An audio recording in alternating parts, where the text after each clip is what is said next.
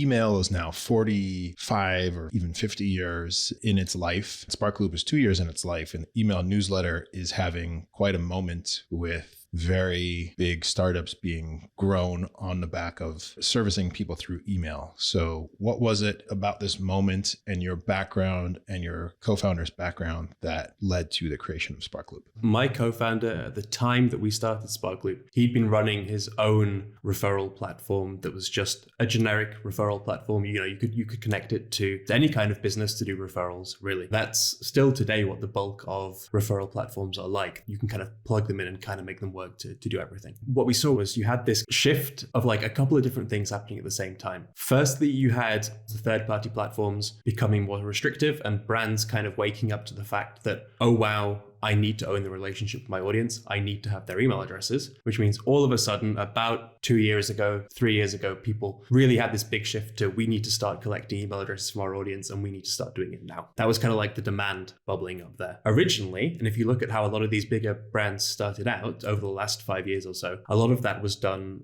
via paid marketing, social media marketing on Facebook, for example, via Google, Instagram in some cases, even Snapchat at a time, probably a bit at the moment, it's still a bit of TikTok going on. And that was relatively affordable. Now that everybody is trying to do this at the same time, and Facebook are pushing up the prices, and you had all the iOS 14 changes around privacy that came in, Facebook and all the other channels like that have become very, very expensive. So you have a lot of people who are desperately trying to get more email addresses at the same time as you have it becoming very, very expensive to get more email addresses.